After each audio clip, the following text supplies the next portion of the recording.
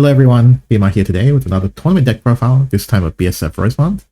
Before we get into it, just a quick shout out to our Patreon subscribers, so Rockstar, Jirol, Framework, Asuka, and Himanshu. If you like these videos and you want to help support us and the website, make sure to check it out. We have an Open 8 guide coming out very soon, so if you want to win that Jutex Machina playmat, make sure you check that out. Moving along, so we've got the third place decklist, so I believe these guys actually won one of the previous BSFs. So Hero Sword, it looks as though they're running more standard aggressively, so we've seen a lot of the English version. So essentially, it doesn't run the top end, it doesn't run Leo, it doesn't really run like Tokai Teo. Instead, it just kind of relies on getting a really strong aggressive early curve, and then riding it out to basically, use Storm Damage, finish the game with Mars and so forth. It also runs 3 copies of Luminous Knight, which we're seeing increasingly more copies of. I mean, again, I keep saying, I don't think it's very good against Forest, but it's good against everything else. So, especially in a BSF format, right? If you run multiple deck lists that all have a similar weakness to Elf Child May, then like you're guaranteed that, only one person can play against that Forest list. So I can kind of get it.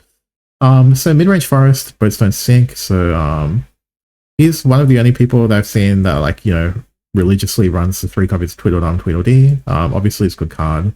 When you evolve it, you get to tutor for 1 PP cards from the top of your deck. It does look like it's added 2 copies of Shinko Windy, so this one is again your standard 2-1 like kind of a 1-cost follower, so it kind of makes your draws a little bit more consistent. It is a little vulnerable to Elf Child May, but if we subscribe to the previous theory where only one deck can really get punished by May, it sort of makes more sense in this format, I think. Obviously against every other deck, 2-1 is pretty good on turn 1. It's also come May down to 2 copies, so he's definitely played around with the ratios a bit. He must have his own reasoning for it, but I mean, yeah, that's the main innovations, I guess, he's put to his deck. And then the next one is Ram Dragon, so this one also has a few kind of new additions. So the first one is they're running 3 copies of Star Phoenix, which is kind of interesting. So you'll notice it's not really running any discard apart from the Shenlong, obviously. So he needs to hardcast this, and it is definitely worse than Dragon Warrior in some instances. So Dragon Warrior is better in the early game because basically the 4/4 pings for 3 immediately, which does a lot more. But basically after this card is casted in the early game, in his list, it's basically permanent value every single turn you play a spell. And so that will eventually be better than Dragon Warrior. So I think that's kind of what they're going for, especially with Ram Dragon, which is known for kind of long games. So I can kind of see it. And also they're running 3 copies of Bahamut as well.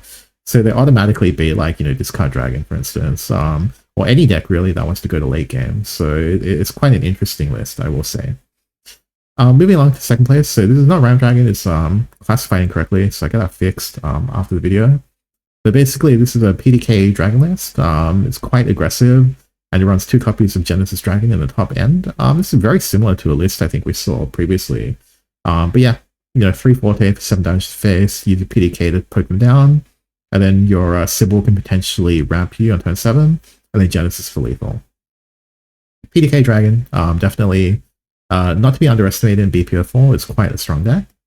Mid-range Elephant, so quick glance, it looks fairly more standard than usual, but there are only 2 copies of Silver Bolt. We don't see this too often. We usually see 1, if any, in the current build of Mid-range Elephant. And they're also running 1 copy of Eat Yum, Eat Fast. Eat Fast, Yum Fast, goddamn.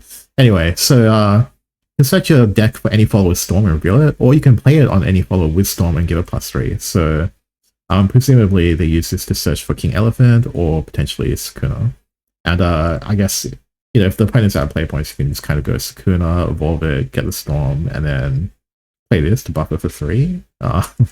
Kind of interesting. I haven't really seen any people play this card, but I guess it might have come up on the weekend, might not have, just 1 copy, so just an interesting kind of tech card. Moving on, so we've got Control Abyss. So Control Abyss, we've seen a lot of this recently. It's going back to kind of the 2 copies of Israfil, 2 copies of Alucard. It's kind of interesting. So Alucard, obviously, it's a lot easier to cast from hand, whereas Israfil is a lot better when reincarnating it with Death Breath. Is my perspective. It's also running 2 copies of Dark Alice. So we have seen people kind of drop this recently. Like in particular, this guy doesn't appear to be running the Demon Lord Ektar package, so this is way more kind of set 2, set 3 kind of variant of this deck, right? Where like the core is you leave Dark Alice on the board and then you go Zazor and then you can kind of swing 6 and then maybe use like a Cerberus tokens for 10 damage or something like that. But yeah, I mean, it's interesting that they've reverted back to that previous build, obviously with the addition of 2 copies of Israfil. I don't know if this is better or not, but I mean, obviously it's proven that it is viable, even in the current meta. And then the next one is a mid-range elephant from the first place team. So looking at this one, they're running 3 copies of Bellringer, 1 floral.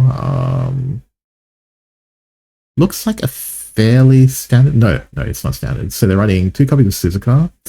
This one we don't see too often actually, but it is efficient Storm for sure. And against certain matchups, if you can get Suzuka off without them having like in-hand removal, like, you know, surefire bullets, something like that, card's pretty exceptional. They have obviously cut 1 copy of Cassiopeia in order to fit this in, and they're also running 2 copies of Silverbolt. So it looks like everyone has their own take on Forest. They got me in the first half because like the first half of the list looks very standard, and then bam, they hit you with the tech options. Okay, so Yuan Senna, I think he's actually done a video as well, covering his team's deck list, I think. So congratulations to him. I think his channel is like Shadowverse or something. So check that out if you are interested. Okay, so this list, Control Abyss, clearly... Oh, okay, interesting. So again, they're not running the Demon Lord Ektar package. So it looks as though they're running just standard Reanimate package and also Call of Cocytus, which we really do not see often. But it destroys anything and it gets a kind of a neutral follower, so it can potentially get Israfil, it can get Lucifer, it can get Dark Angel Olivia. I don't know how good this is. It costs freaking 6 mana. Like, I mean, you can search a lot of like very useful cards, but 6 mana, ugh, so expensive. But apart from that, it's very similar to the previous list. Except it doesn't run the Cerberus, so I don't think it has the OTK combo.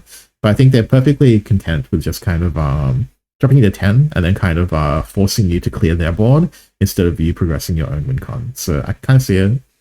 Interesting that this region in particular seems to have dropped the Demon Lord Ektar package. So I mean, maybe that's something that people should be testing a little bit more of in the coming tournaments before we go to BP05.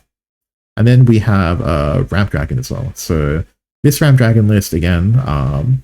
They've opted obviously not to run Star Phoenix, they're running Dragon Warrior. As I mentioned earlier, Dragon Warrior has a lot better in terms of early game presence. And then they're also running 2 copies of Goblin Priestess. So this card can search for Bellringer, which is the primary use case, and then when you evolve it, it gets a 6/6 ward for only 4 mana, which is very strong. And it helps keep you like kind of alive against aggro decks. So even against Egghaven, for instance, right? Egghaven can't actually full clear a 6/6 without additional assistance, which can come in quite handy. So yeah, it's interesting to see that these guys obviously had 2 kind of different takes on how to build Ramp Dragon. And that's basically it for the deck list for BSF Rosemont. Congratulations to the first place team for winning those Bahamutes. If you want to see more videos of this kind, make sure to like and subscribe. And I will see you guys next time.